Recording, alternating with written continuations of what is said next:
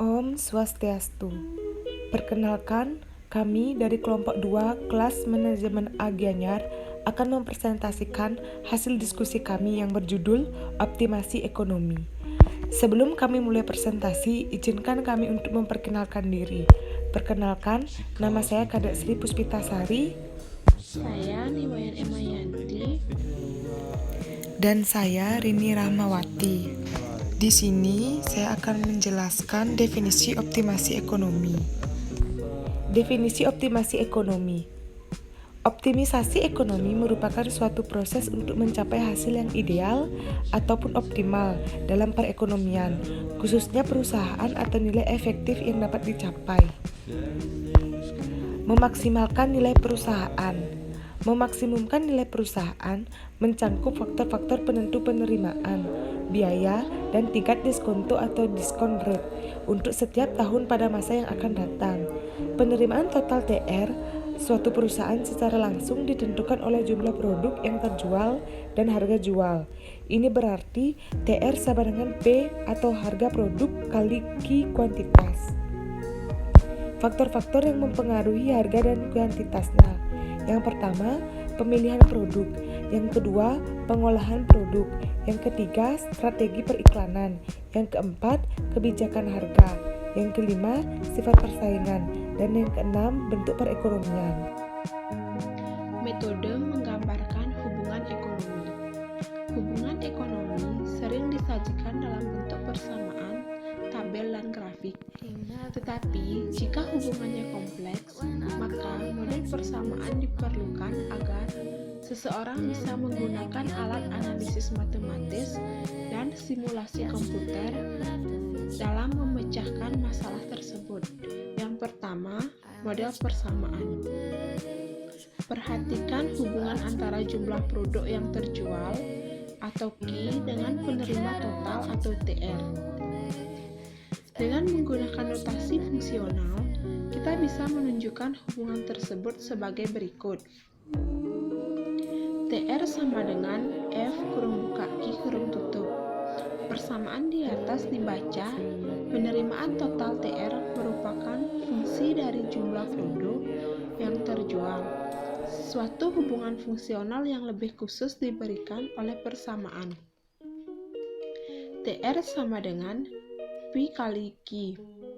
Di atas P menunjukkan harga tiap unit yang terjual dan hubungan antara variabel dependen dengan variabel independen ditetapkan secara tepat.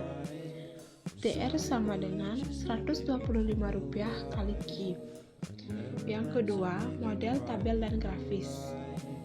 Model tabel dan grafis sering digunakan untuk menyajikan hubungan-hubungan ekonomi.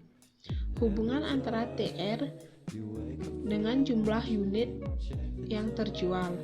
QTR sama dengan 125 kali Q. Berikut contoh tabel beserta grafiknya. Hubungan antara nilai total, rata-rata, dan marginal. Hubungan antara nilai total, rata-rata, dan marginal sangat berguna dalam analisis optimasi. Hubungan marginal adalah perubahan variabel dependen dari suatu fungsi yang disebabkan oleh perubahan salah satu variabel independen sebesar 1 unit. Tujuan dari analisis ini adalah untuk menentukan nilai dari variabel-variabel independen yang bisa mengoptimalkan fungsi tujuan dari para pembuat keputusan. Yang pertama, hubungan nilai total dengan marginal. Berikut ini contoh dari tabel hubungan nilai total dengan marginal. Hubungan antara nilai marginal dengan nilai total dalam analisis pengambilan keputusan berperan penting karena jika nilai marginal tersebut positif, maka nilai total akan meningkat. Dan jika nilai marginal tersebut negatif, maka nilai total akan menurun. Maksimasi fungsi laba atau fungsi apa saja terjadi pada titik di mana hubungan marginal bergeser dari positif ke negatif. Yang kedua, hubungan antara nilai rata-rata dengan marginal. Hubungan antara nilai rata-rata dengan marginal juga penting dalam pembuatan keputusan marginal, karena nilai marginal menunjukkan perubahan dari nilai total.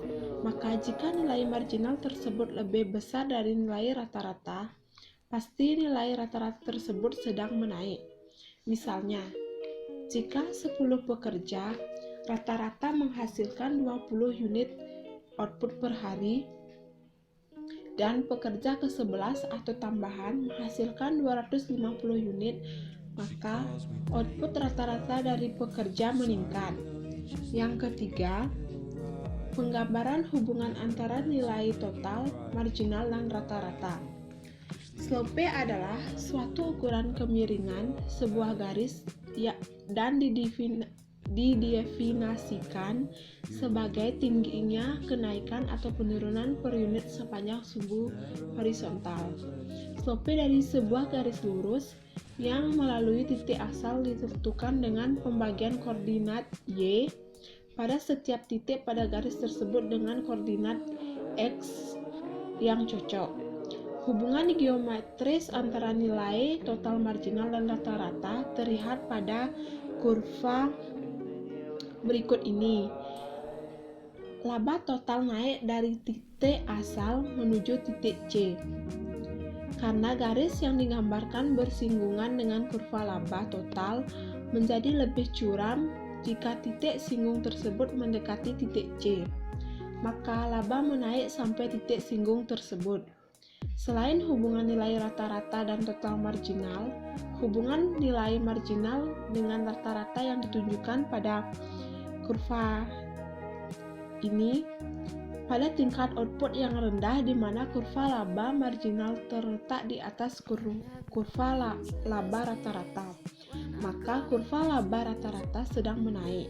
Walaupun laba marginal mencapai titik maksimum pada output Q1 dan kemudian menurun, tapi kurva laba rata-rata terus meningkat sepanjang kurva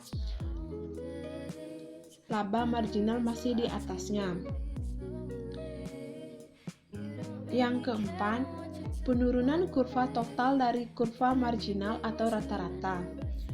Penurunan laba total dari kurva rata-rata atau B.